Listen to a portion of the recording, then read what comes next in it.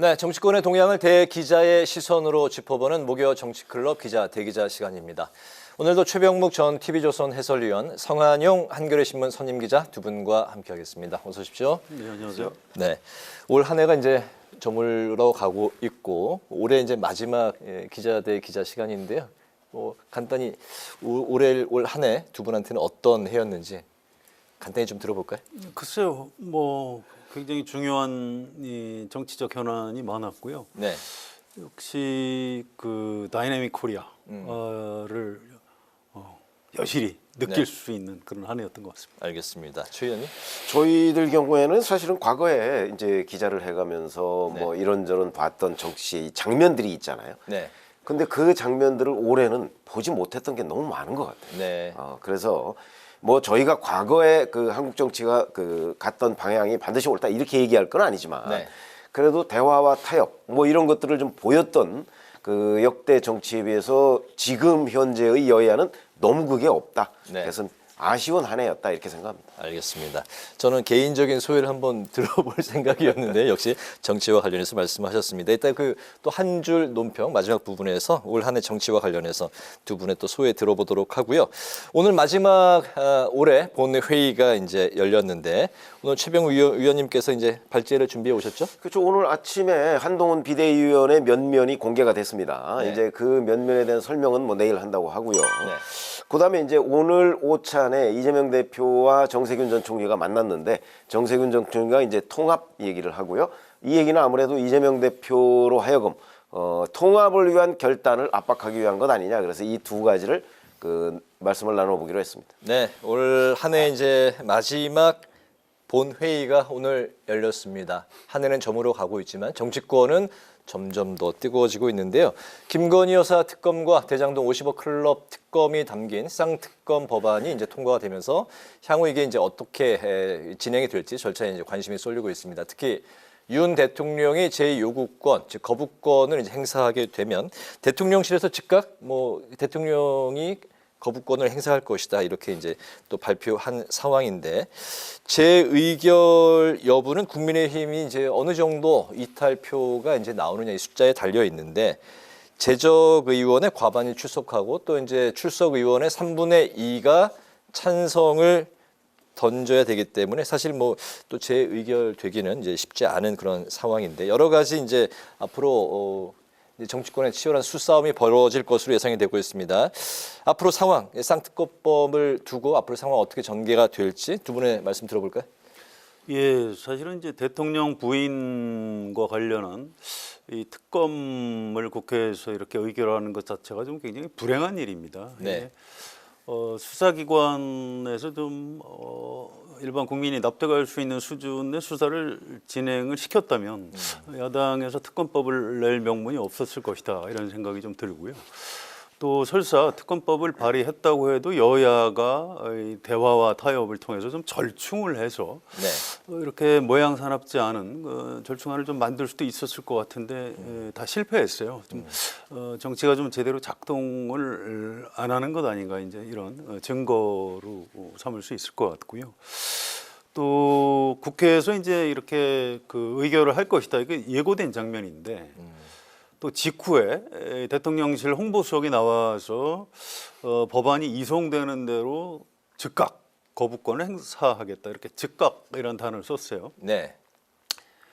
아니, 입법부에서 법안을 의결을 했는데 그러면 신중히 검토해보고 재의 요구 여부에 대해서 결정을 하겠다 이렇게 하는 게 최소한의 예의죠. 이게 이 대통령 부인과 관련된 거라고 이런 식으로 즉각 거부권 행사하겠다. 이거 무슨 신경질 내는 것도 아니고 아주 그 모양이 안 좋더라고요. 이게 앞으로 실제로 재의 요구하고 이게 재의결이 되겠습니까? 현실적으로 좀 이제 어려운 거죠. 물론 공천과 관련해서 좀 여러 가지 변수가 있을 수는 있는데 그건 지금 예측하기 좀 어렵습니다. 그런데 지금 현재 진행되고 있는 모양새 자체가 좀 너무 나빠서 이건 꼭 어느 쪽을 지지하는 유권자들의 입장을 떠나서 아마 좀 굉장히 좀 눈살을 찌푸리는 하루가 아니었나 이런 생각이 듭니다. 네, 여당도 제 요구권을 대통령에게 요청하겠다 이런 상황이네요. 그럼 뭐 이미 방침이 정해진 상태니까 아마 제 요구를 할 것으로 보이고요. 원래는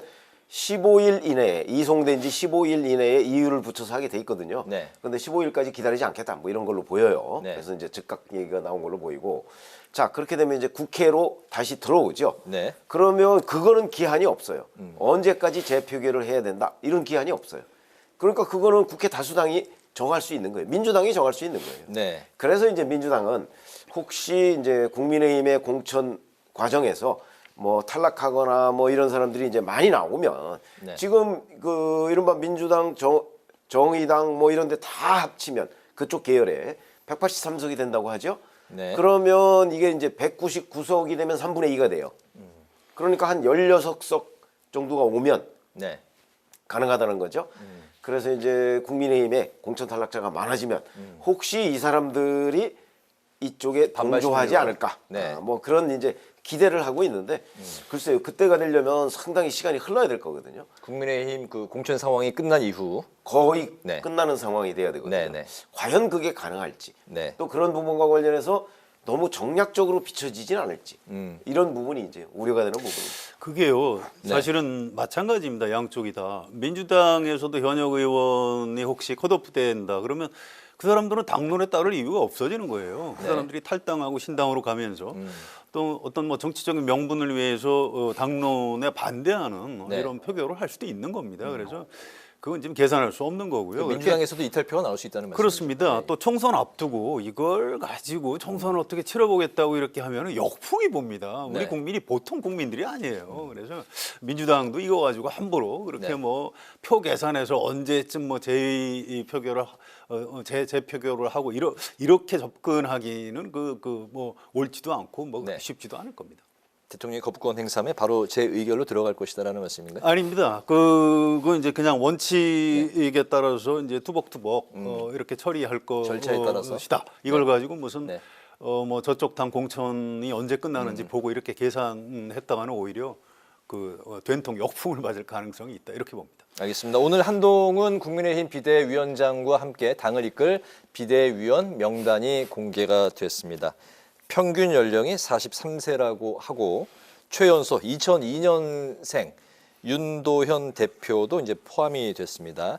20대, 40대 비정치인이 이제 대거 이제 포진을 하게 됐고 당연직인 윤재옥 원내대표, 유이동 정책위 의장을 제외하고 8명이 이제 영입이 됐습니다. 이번 인선 어떻게 보셨습니까? 눈에 띄는 인사가 있었나요? 저는 뭐 이제 방송에서 저희랑 같이 이게 패널로서 뭐 그 진행했던 사람들 네. 뭐 몇몇 눈에 띄더라고요.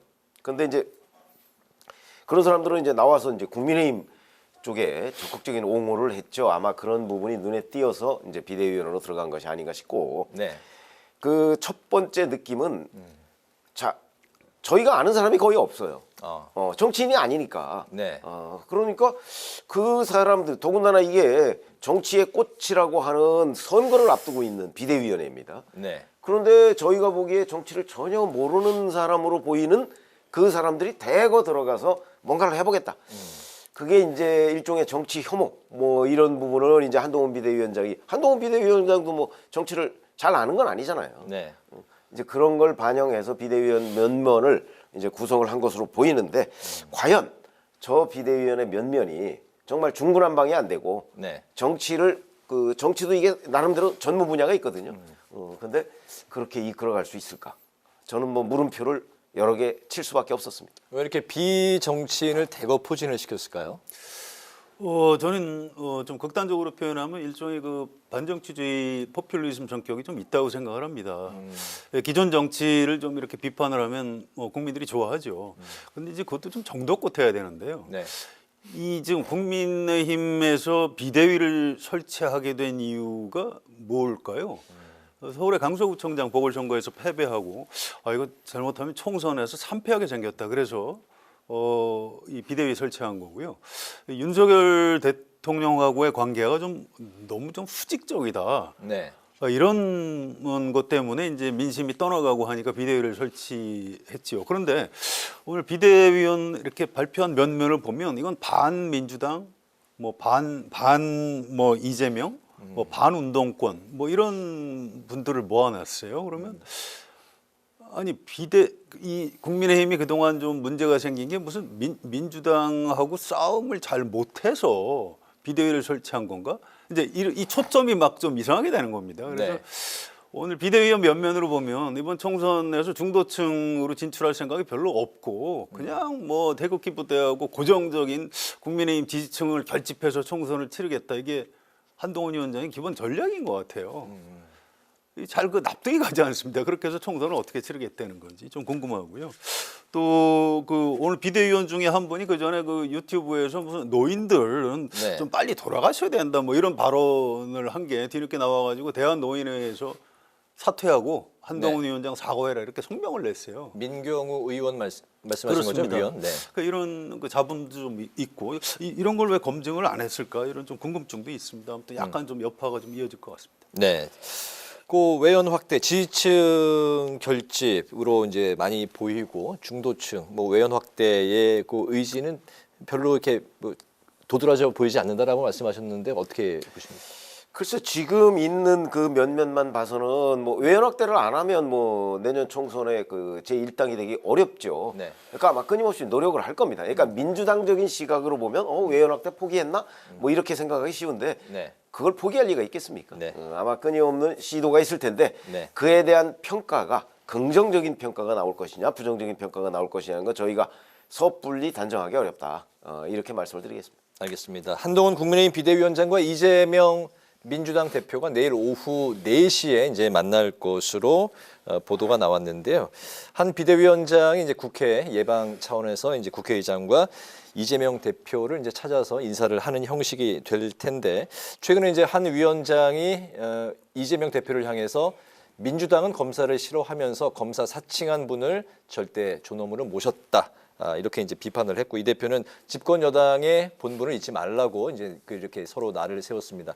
내일 오후 4시에 만나게 될 텐데 어떤 대화가 오갈까요? 뭐 잘 아시다시피 그냥 덕담 수준의 얘기를 할 겁니다. 네. 저는 그렇게 보고 다만 이제 관전 포인트라고 한다면 한동훈 비대위원장이 뭐 이렇게 콕콕 바늘로 찌르듯이 뭐 하는 발언들이 있죠. 아마 그런 발언이 언중요골이라고 뭐 하나 정도 혹시 나올까? 뭐 이런 거는 예상을 할 수가 있는데 네. 기본적으로는 뭐 앞으로 잘해보자 뭐 대화 타협 뭐 이런 얘기들 또 선의의 경쟁 뭐 이런 얘기를 하지 않을까 싶습니다. 네. 일단 이재명 대표는 한동훈 위원장을 자기 상대라고 생각하는 것 같지는 않아요. 윤석열 대통령하고 지난 대선 때 경쟁자였고 이 한동훈 위원장에 대해서는 뭐 윤석열 대통령의 뭐 아바타다 이게 민주당의 일반적인 시각이고 또 이재명 대표의 생각인 것 같습니다. 네. 그래서 어제 그 이재명 대표가 그 언론인들하고 좀 만나서 이 얘기를 한 게 있어요. 그런데 이 한동훈 위원장 취임사나 이런 거에 대해서 어떻게 생각하냐 물어봤더니 아니 좀 이렇게 좀 젊고 뭐 새로운 보수나 이런 가치 지향을 하고 뭐 정책 경쟁을 하자 이렇게 나오면 조금 난감할 뻔했는데 바로 이재명 대표를 공격하니까 아니 뭐 우리로서는 그렇게 나쁘지 않다. 이게 원래 싸우는 거는 뭐 야당이 이게 전문인데 네. 여당에서 여당에서 싸움을 걸어와 주시니 뭐 우리는 앞으로 뭐 잘 싸우겠다 뭐 이런 식으로 좀 오히려 좀 여유 있게 답변을 했어요. 그래서 네. 이 좀 걱정입니다. 이게 어쨌든 우리 국민이 이 집권 여당의 대표한테 좀 바라는 기본 어떤 태도 같은 게 있거든요. 그래도 약간 손해를 보는 것 같더라도 여당은 좀 국정을 책임지고 끌고 나가는 어떤 이런 모습 이런 걸 보여줬으면 좋겠다 하는 게 있는데 한동훈 위원장이 기존에 우리가 갖고 있는 고정관념하고는 좀 다른 사람인 건 확실한 것 같아요. 그래서 네. 내일 오후 4시에도 저는 이게 좀 이상한 돌발적인 사고가 날 가능성도 좀 있는 것 같습니다. 아마 한동훈 위원장이 좀 공격적인 발언을 할 거고요. 네. 이재명 대표는 좀 이렇게 약간 비켜가려고 할 텐데 그게 그렇게 원만하게 매끄러운 장면이 연출이 되지 않을 수도 있다. 좀 약간 좀 위험할 수도 있다. 이렇게 예상을 합니다. 네, 뭐 좀 형식적인 시간이 될 것이다. 그렇지 않고 돌발적인 상황이 연출될 수도 있을 것 같다. 어쨌든 좀 지켜봐야 될 것 같고요. 다음 이슈가 이제 오늘 그 이재명 대표와 정세균 전 총리가 이제 오찬 회동을 가졌는데 과연 이 자리에서 이재명 대표가 이제 앞으로 이제 좀 어떤 결단을 내리게 될지에 대해서 어떤 구체적인 좀 이야기가 뭐 나왔었는지 뭐 관련한 이야기 좀 나눠볼까 하는데요. 총선을 앞두고 이제 당 갈등에 대해서 이제 수습할 방안에 대해서 논의한 것으로 이제 좀 알려졌습니다. 이재명 대표는 이제 통합과 혁신을 위해서 이제 최선을 다하겠다 이렇게 이제 화답을 했는데 전날 이낙연 전 대표의 최측근 인사인 남평호 전 국무총리실 민정실장이 대장동 의혹의 최초 제보자가 자신이라고 밝혀서 이제 파장이 일었습니다. 바로 이 사실을 두고 이낙연 신당으로 기운 게 아니냐 이런 이제 또 해석이 나오고 민주당 내부에서도 그런 이야기들이 이제 분분하게 나오고 있습니다. 이재명 대표 과연 이제 좀 어떤 결단을 내리게 될지 과연 정말 본인이 이야기한 대로 통합과 혁신 내일 이제 공관위원장이 이제 또 인선이 될 텐데 어떤 이야기들이 나올지 좀 어떻게 보십니까? 사실은 통합과 혁신 얘기를 이재명 대표가 하고 있지만 오늘 정세균 전 총리하고 만나고 나서 한 얘기는 뭐 그냥 안 해도 되는 얘기들이에요. 다 일반론이죠. 일반론. 뭐 화합, 통합 위해서 노력을 하겠다. 최선을 다하겠다. 그 얘기는 그거 뭐 그냥 안 해도 그만. 왜냐면 그게 측정할 수 있는 기준이 없잖아요. 네. 그런 점에서 본다면 저는 이재명 대표가 이낙연 전 대표의 요구사항, 통합 뭐 이런 부분에 관해서 일단 거부의 의사를 보였다고 봅니다.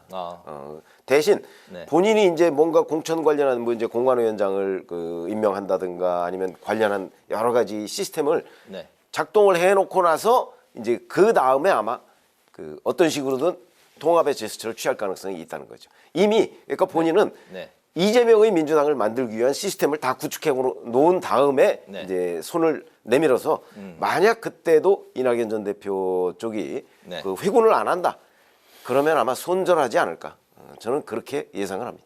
남평호 전 실장이 뭐 자신이 최초 제보자였다 대장동 의혹에 뭐 이렇게 이 시점에서 본인이 스스로 밝힌 거는 어떻게 봐야 됩니까? 글쎄 뭐 본인은 이낙연 전 대표하고 뭐 협의를 안 했다 이렇게 얘기를 하지만 협의를 안 했을 리가 없고요. 네. 저희들이 보기에는 네, 최측근이기 협의를 때문에. 했을 네. 것이고 네. 자 그러면 결국은 이낙연 전 대표가 신당으로 나가겠다는 아주 마지막 승부수를 둔 것 아닌가. 저는 그렇게 봅니다. 네, 이미 기울은 것 같다라는 네. 말씀인 거죠? 예, 어떻게 보십니까? 글쎄 남평호 실장은 뭐 이낙연 대표하고 같이 하겠다 이렇게 공개적으로 얘기를 한 사람입니다. 그래서 뭐 신당으로 간다는 의사가 있는 정도가 아니고 뭐 확실히 거취를 같이 할 걸로 이렇게 예고가 돼 있는 분이고요. 네. 그런데 이게 이제 처음에 이낙연 그 당시 경선 후보 쪽에서 먼저 언론에다가 제보를 했다는 얘기는 민주당 안에서 꽤 많이 알려져 있는 얘기입니다. 네. 그리고 뭐 한때는 윤영찬 의원이 뭐 그런 오해를 좀 받기도 했어요. 그래 윤영찬 의원이 아니 나는 아니다 이렇게 뭐 부정하고 이런 장면이 있었는데 이제 이걸 남평호 전 실장이 확인을 해준 겁니다. 네. 그 나다 나 이제 이렇게 그래서 좀 더 그 반 이재명 카드를 좀 더 명확하게 내 보였다고 할까요? 뭐 그런 정도의 의미가 있는 것 같고요. 뭐 그렇게 크게 파장이 있는 것 같지는 않습니다. 네. 남평호 실장보다는 저는 그 정세균 전 총리가 이렇게 일종의 중재를 좀 하고 있는 건데요. 이분이 그 경력이 특이한 분이에요. 그 국회의장도 하셨고 총리도 하신 분입니다. 네. 그래서 이 거중 조정을 굉장히 잘 하시는 분인데 이분이 이재명 대표를 만나가지고 그 벼랑 끝에서 손을 놓으면 새 길이 열린다. 이게 대표를 그만두라는 꼭 그런 얘기라기보다도요. 벼랑 끝에 있는데 이제 밑에 땅하고 사실은 발이 얼마 떨어져 있지 않은데 겁이 나니까 못 넣는 거거든요. 근데 놔도 죽지 않습니다. 이제 그 얘기를 저는 메시지로 전한 거라고 봅니다. 그래서 뭔가 이재명 대표가 좀 양보를 하면 네. 이낙연 신당도 좀 막을 수 있고 또 우리 다른 입장이 좀 다르지만 김부겸 전 총리나 나 정세균 전 총리 이런 사람들도 좀 이렇게 통합을 해서 잘 단결을 해서 총선을 치를 수 있다. 이런 굉장히 좀 강한 메시지였다고 합니다. 네. 여기에 대해서 이제 이재명 대표가 어떻게 대답을 내놓을지 잘 모르겠어요. 다만 지금으로서는 대표를 내놓을 생각은 확실히 없는 것 같아요. 그래서 이낙연 신당은 이렇게 되면 그냥 창당 쪽으로 가지 않을까.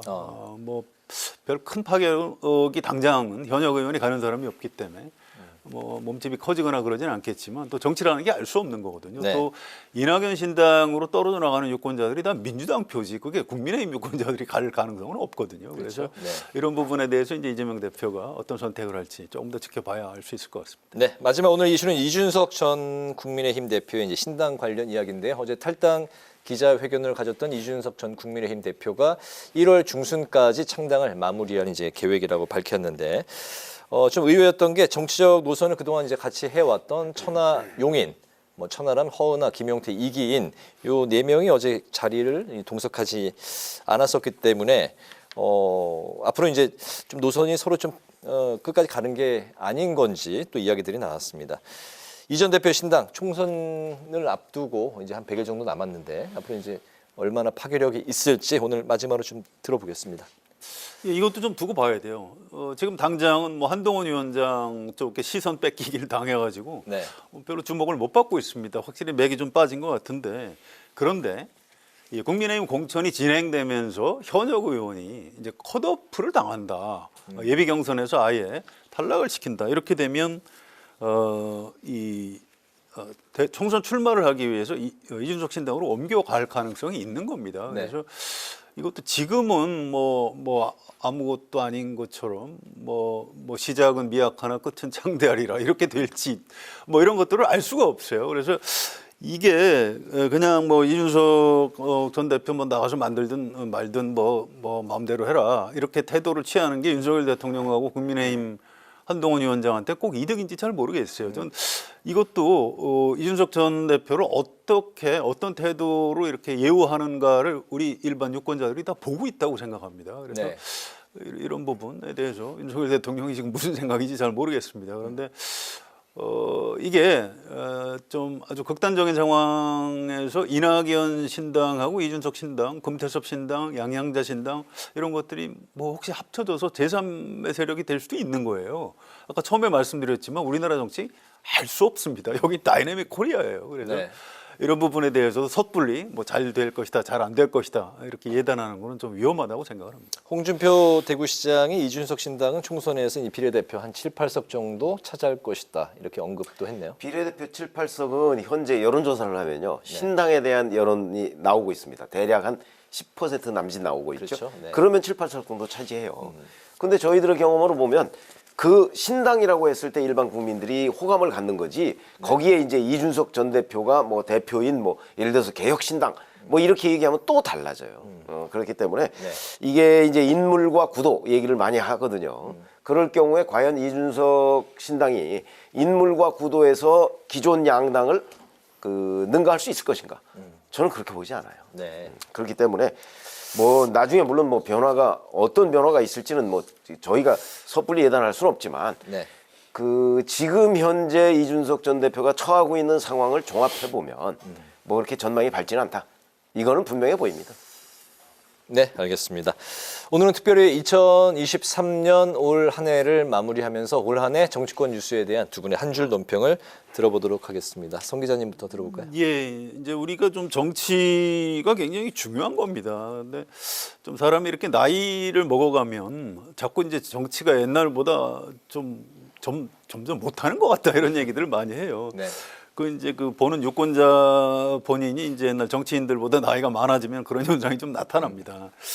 그런데 길게 보면 옛날에 우리 이승만 독재, 박정희 독재에서 독재 정권이었고 또 군인들이 뭐 쿠데타를 막 일으켜서 정권을 잡고 그때는 확실히 정치 후진국이었던 것 같은데 그다음에 87년 6월 항쟁 이후로 그래도 정권이 잘못되면 국민이 투표로 정권을 쫓아내고 심지어 뭐 현직 대통령 탄핵까지 했는데도 뭐 유혈 충돌 뭐 그런 거 안 일어나고 정권 교체가 무난히 일어나고 있습니다. 전 상당히 우리나라 정치가 좀 선진국으로 진입했다 이런 생각이 들고요. 네. 또 그동안 정치가 받쳐줬기 때문에 경제 발전도 한 거고 문화 발전도 이루어졌다 이렇게 생각을 합니다. 그래서 앞으로도 정치를 좀 더 좋게 만들어야 우리나라가 이제 경제도 발전하고 뭐 복지도 발전할 것이다 이런 생각이고요. 네. 이제 새해를 앞두고 있기 때문에 오늘 덕담 차원에서 정치인들을 좀 격려하는 차원에서 네. 좋은 정치가 좋은 세상을 만든다라고 논평하겠습니다. 네, 최 의원님. 자, 지난 1년간을 우리가 이렇게 되돌아보면 사실 여야 간에 뭐 제대로 된 합의나 타협, 첨예하게 그 이제 충돌했던 이슈에 있어서 네. 그런 것이 거의 기억나는 게 없습니다. 뭐 대통령과 제1야당 대표 한 번 만난 적이 없죠. 이런 것들을 종합해 보면 결국 지난 1년간 정치라고 우리가 얘기하는 그 정치라는 것이 있었는가 네. 하는 부분에 대해서 굉장히 회의를 갖게 된다 하는 차원에서 제가 오늘 한 줄 논평은 정치 실종의 2023년 이렇게 하겠습니다. 알겠습니다. 목요 정치클럽 기자대기자 이제 올해 마칠 시간이 됐는데요. 이 코너를 좋아하시는 분들이 상당히 이제 많이 계십니다. 오랜 기자 생활 동안에 이제 쌓아온 연륜 그리고 이제 통찰력, 논평들을 좋아하시는 분들이 많이 있다는 사실 두 분께 말씀드리고 싶고 올 한 해 또 감사의 말씀도 더불어서 드리겠습니다. 지금까지 최병묵 전 TV조선 해설위원, 성환영 한겨레신문 선임 기자와 함께 국민의힘 비대위 인선 결과에 대한 평가와 또 본회의를 통과한 쌍특검법의 운명은 어떻게 될지 그리고 올 한 해 정치권 뉴스에 대한 두 분의 한 줄 논평까지 들어봤습니다. 오늘도 잘 들었습니다. 두 분 내년도 건강하시고요. 새해 마무리, 올 한 해 마무리 잘 하시기 바랍니다. 고맙습니다. 오늘 국회 라이브 6도 여기서 마치겠습니다. 시청해 주신 여러분 고맙습니다.